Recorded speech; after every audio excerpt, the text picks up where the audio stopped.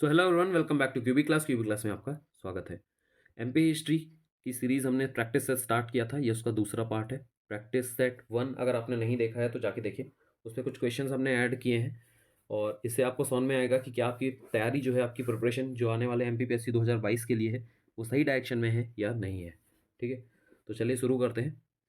सबसे पहले तो ये हमारा टेलीग्राम चैनल है, अगर आप इसको ज्वाइन कर लेंगे तो कुछ आपको क्विज़ के फॉर्म पे कुछ पीडीएफ वगैरह काम की चीज़ें उधर हम डालते रहते हैं, तो उससे थोड़ी बहुत हेल्प हो सकती है। उसके अलावा ये यूट्यूब चैनल है, अगर अभी तक आपने इसको सब्सक्राइब नहीं किया है तो सब्सक्राइब कर लीजिए। ठीक है, ये ऊपर लिंक दिया हुआ है, बाकी चीज़ें आपको कमेंट में पिन फॉर्म पे मिल जाएंगी। ठीक है, चलिए तो आज का शुरू करते हैं हम लोग क्वेश्चन आंसर अपना। तो क्वेश्चन नंबर 9 से शुरू कर रहे हैं। 8 पहले हो चुके हैं, अगर नहीं देखा है आपने तो पिछले सेशन पे जाके देख के आइए। ठीक है, सबसे पहले तो विदिशा में गरुड़ स्तंभ की स्थापना किसने की थी। देखिए, किसके शासनकाल में हुई है, क्वेश्चन ये पूछा है किसके शासनकाल में हुई है, ये चीज़ ध्यान रखिएगा। क्वेश्चन क्या पूछ रहा है, इस टाइप की छोटी छोटी गलतियां जो है कई बार हमसे हो जाती है। ठीक है, इन पीरियड ऑफ, तो राजा पूछ रहा है जिसके टाइम पीरियड पे गरुड़ स्तंभ की स्थापना हुई थी। देखिए, ये शुंग वंश के राजा थे, शुंग डायनेस्टी के राजा थे भागभद्र। ठीक है, भागभद्र के टाइम पीरियड में एक ग्रीक राजा था एंटीकीडस। ठीक है, आपको कई जगह एंटियाल कीडस नाम भी मिल सकता है, आप वो भी देख सकते हैं। ठीक है, एंटीकीडस ने एक राजदूत भेजा था हेलियोडोरस। ठीक है, राजदूत का क्या नाम था, हेलियोडोरस। हेलियोडोरस आया भागभद्र के दरबार में, वहां कुछ धर्म पे चर्चा विचर्चा हुई और हेलियोडोरस को भागवत धर्म इतना पसंद आया कि उसने भागवत धर्म को स्वीकार कर लिया। इस खुशी में उसने विदिशा में एक स्तंभ की स्थापना करवाई। इस स्तंभ के ऊपर एक गरुड़ की मूर्ति बनाई हुई थी, इसलिए इसको गरुड़ स्तंभ बोलते हैं। ठीक है, लोकल लेवल पे, स्थानीय तौर पे इसको खंबा बाबा भी बोला जाता है। ठीक है, तो कई बार क्वेश्चन ये भी पूछ सकता है कि खंबा बाबा की स्थापना किसने की थी, कहाँ पे है। तो खंबा बाबा स्थापना की थी हेलियोडोरस ने। हेलियोडोरस किसका राजदूत था, एंटीकीडस का था। किसके राज दरबार में आया था, सुंग राजा भागभद्र के दरबार में आया था। ये 4-5 इंफॉर्मेशन है, इनको एक बार आप ध्यान रखिएगा। ठीक है, चलिए इसके बाद तो आंसर हमारा क्या हो गया, भागभद्र। इसके बाद अगला क्वेश्चन है, परमार वंश का स्वतंत्र राजा पूछा है। देखिए, पहला राजा तो था उपेंद्र। ठीक है, इसके पीछे की क्या कहानी है ये आपको मैं बताता हूँ कि सबसे पहले तो ये भारत का क्षेत्र है। ठीक है, और इसमें से हमारा ये ऊपर वाला जो गुलाबी वाला क्षेत्र है, ये गुर्जर प्रतिहारों का क्षेत्र था। ठीक है, लाल वाला जो क्षेत्र है वो राष्ट्रकूटों का था, और इसके बीच में ये जो नीला क्षेत्र मैं बना रहा हूँ, मालवा वाला क्षेत्र, पहले ये गुर्जर प्रतिहारों के अंडर में था। ठीक है, बाद में राष्ट्रकूटों ने क्या किया, राष्ट्रकूटों ने इस पूरे क्षेत्र को कब्जा कर लिया और राष्ट्रकूट राजा ने यहाँ पे अपना एक आदमी बिठाया, उसका नाम था उपेंद्र। लेकिन ये उपेंद्र अब राष्ट्रकूटों के अंडर में है। पहले ये मालवा क्षेत्र के जो परमार वंश था वो पहले गुर्जर प्रतिहारों के अंडर में था। ठीक है, बाद में ये चित्र राष्ट्रकूटों के अंडर में हो गया। अब उसके बाद जब राष्ट्रकूट राजा यहाँ पे कमजोर होने लगे सर, ठीक है, तो ये उपेंद्र का जो वंशज है, वंशज का क्या नाम है उसको देखिएगा। वंशज का नाम है सर सियक द्वितीय। इस सियक द्वितीय ने जाके उस राष्ट्रकूट राजा पर आक्रमण किया, उसे हराया और खुद को स्वतंत्र शासक घोषित कर दिया। तो पहला स्वतंत्र शासक कौन था, वो सियक द्वितीय था। ठीक है, पहला राजा पूछेगा अगर, सिर्फ पहला राजा या स्थापना किसने की थी, तो उसका जवाब उपेंद्र हो जाएगा। ठीक है, चलिए तो आई होप आपको ये चीज़ समझ में आ गई होगी। इसके बाद अगला सवाल है, 1857 की क्रांति में नीमच विद्रोह को किस अंग्रेज कर्नल द्वारा दबाया गया था। Who suppress the Neemuch rebellion during the revolt of 1857। अब देखिए, जब भी हम 1857 की क्रांति की बात करते हैं ना, तो हमको कुछ चीज़ों को ध्यान रखना होगा। उनमें से सबसे पहली चीज़ तो ये है कि क्रांति की शुरुआत कहाँ हुई, कि ठीक है किस तारीख में किस स्थान पे हुई। तो मध्य प्रदेश में क्रांति की शुरुआत हुई थी 3 जून में। 3 जून को हुई थी नीमच वाले क्षेत्र में, ये नीमच वाला क्षेत्र है। अब नीमच के क्षेत्र के जो अंग्रेजी टुकड़ी के जो सिपाही थे, उन्होंने विद्रोह तो कर दिया, लेकिन ये बाजू वाले क्षेत्र से, उदयपुर वाले क्षेत्र से कुछ और सेना आ गई, और ये सेना आई थी। ये सेना जो थी, इस सेना को लेके जो इनके ये हैं आपके कर्नल सीवी सोवर्स ने इस क्या बोलते हैं, इसको विद्रोह को दबा दिया था। ठीक है, तो आपका उत्तर हो जाएगा सीवी सोवर्स। ठीक है, अब यहाँ पे आपको 2-3 चीज़ें ध्यान देनी पड़ेंगी। ठीक है, कौन कौन सी वो देखिएगा। इसके अलावा ये इंदौर वाला क्षेत्र है। ठीक है, सॉरी, ये इंदौर वाला क्षेत्र है। इंदौर वाले क्षेत्र में सादत खां थे। ठीक है, इंदौर के बाजू में ये महू क्षेत्र है। महू क्षेत्र में आपके मुराद अली का नाम फेमस है। फिर ये ग्वालियर वाला क्षेत्र है, ठीक है। अच्छा, यहाँ कौन अंग्रेज था इंदौर वाले क्षेत्र में? तो यहाँ पे ड्यूरंड करके एक अंग्रेज रेसिडेंट था, वो भाग के रायसेन चला गया था, भोपाल वाले स्टेट में मदद मांगने के लिए। फिर ये ग्वालियर वाला क्षेत्र है। ग्वालियर वाले क्षेत्र में जब अंग्रेजों के खिलाफ क्रांति हुई तो यहाँ का एजेंट था मैकफर्सन, ठीक है। तो मैकफर्सन का नाम आपको याद रखना है। इंदौर वाले क्षेत्र में आपको नाम याद रखना है डूरंड का, ग्वालियर वाले क्षेत्र में आपको नाम याद रखना है मैकफर्सन का, ठीक है। इसके बाद महाकौशल वाला रीजन, यहाँ पे क्रांति हुई। सागर वाला रीजन, यहाँ पे शेख रमजान थे, उन्होंने क्रांति की थी। तो आपको हर क्षेत्र में किसने क्रांति की, उसको दबाया किसने, और उसकी तारीख, ये तीनों चीज़ें याद रखनी पड़ेगी, ठीक है। तो आई होप ये चीज़ आप कर रहे होंगे साथ में, ठीक है। चलिए अगला क्वेश्चन देखते हैं। अगला क्वेश्चन है सर, चावल आंदोलन किससे संबंधित है? तो देखिए ये बात है रीवा की, ठीक है। रीवा में फरवरी 1947, मतलब जस्ट जब देश आज़ाद होने वाला था, उस टाइम पे क्या होता था कि जो यहाँ की मंडी थी, मंडी में जो चावल के जो व्यापारी थे, चावल बेचने आते थे, उन व्यापारी से अंग्रेजी सैनिक जो होते थे वो ज़बरदस्ती उगाही करते थे, कर वसूल करते थे, इलीगल कर। उसको लोकली रूप से उगाही बोला जाता था, ठीक है। लेवाई बोलते थे, उगाही बोलते थे।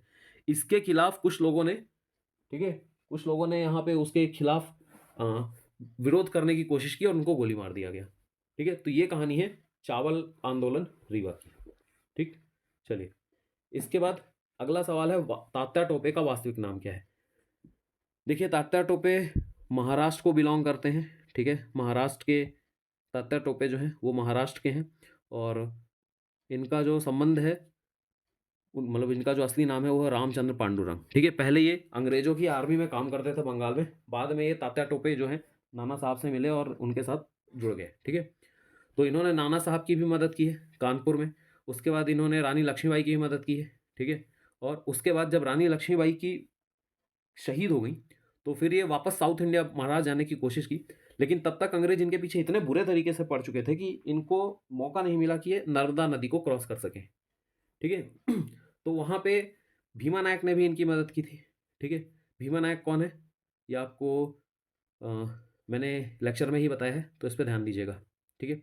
अब उसके बाद क्या हुआ कि 1859 में, 58 में नहीं सर, 59 में शिवपुरी के जंगलों के, शिवपुरी के आसपास जंगल थे, वहाँ उनको पकड़ा गया। वहाँ के एक जमींदार थे मान सिंह, जिन्होंने इनको धोखा दिया, और उसके बाद शिवपुरी में इनको पकड़ के फांसी दे दी गई। इनकी अभी भी समाधि जो है वो शिवपुरी में ही है, ठीक है। तो ये ध्यान रखिएगा। इसके बाद अगला क्वेश्चन क्या है सर? तो चंदेल वंश का संस्थापक पूछा हुआ है। तो देखिए चंदेल वंश के संस्थापक थे नन्नुक, ठीक है। अब फिर वही बात है कि आपको पहला राजा याद रखना पड़ेगा, इंपॉर्टेंट राजा याद रखना पड़ेगा। इंपॉर्टेंट राजाओं में एक राजा थे जय शक्ति।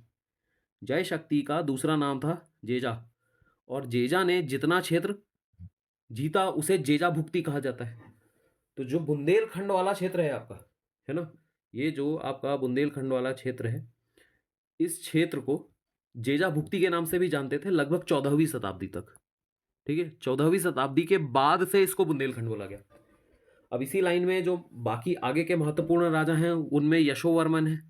यशोवर्मन के जो बेटे हैं धंगदेव, वो एक यशोवर्मन है। यशोवर्मन के बाद अगले राजा है धंगदेव। धंगदेव के बाद अगले इंपॉर्टेंट राजा है, महत्वपूर्ण राजा है गंडदेव, और उसके बाद विद्याधर। ये 4 राजा आप याद रखिएगा। मतलब चंदेल डायनेस्टी में, चंदेल वंश में ये 5-6 राजा आपको याद रखने। उनमें से एक नन्नुक है, नन्नुक के बाद जय शक्ति है, जय शक्ति के बाद यशोवर्मन है, यशोवर्मन के बाद धंगदेव है, धंगदेव के बाद गंडदेव, और गंडदेव के बाद विद्याधर है। तो इन पे क्वेश्चन पूछा हुआ है एमपीपीएससी ने। विद्याधर पे पिछले साल क्वेश्चन पूछा है, उसके पहले भी क्वेश्चन पूछे हुए। कंदरिया महादेव पे भी क्वेश्चन पूछा हुआ है, तो इनको थोड़ा सा ध्यान दे लीजिएगा, ठीक है। इसके बाद आगे का जो सवाल है वो ये है कि चरण पादुका नरसंहार किस नदी के तट पे हुआ है? देखिए मध्य प्रदेश में 2 नरसंहार ऐसे हैं जिनको की तुलना हम जलियांवाला बाग हत्याकांड के नाम से करते हैं। दोनों की दोनों हत्याकांड जो है वो मकर संक्रांति के दिन हुए थे, 14 जनवरी, ठीक है। तो चरण पादुका एक जगह है छतरपुर में, ठीक है। और इस छतरपुर में 1931 में नदी थी उर्मिल। उर्मिल नदी के किनारे गोली मार दी गई थी गांव वालों को, जो कि उधर शांतिपूर्ण सभा कर रहे थे। तो एक तो मध्य प्रदेश का जलियांवाला बाग हत्याकांड बोलते हैं सर चरण पादुका नरसंहार को। तारीख क्या है? मकर संक्रांति 1931, ठीक है। छतरपुर में है, उर्मिल नदी के किनारे है। अंग्रेज अधिकारी का नाम फिशर था, मछली फिशर, ठीक है, तो इसको याद रखिएगा।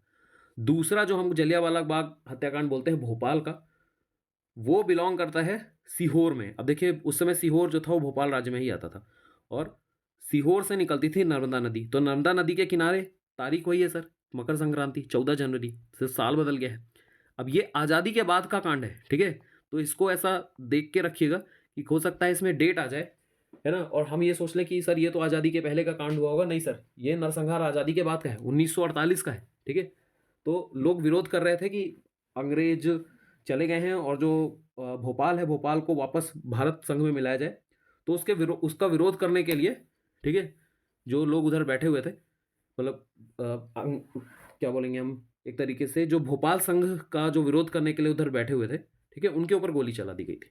तो तारीख वही है सर, 14 जनवरी, नर्मदा नदी के किनारे हुआ है। इसको भोपाल का जलियांवाला बाग हत्याकांड बोलते हैं, और चरण पादिका को मध्य प्रदेश का जलियांवाला बाग हत्याकांड बोलते हैं, ठीक है।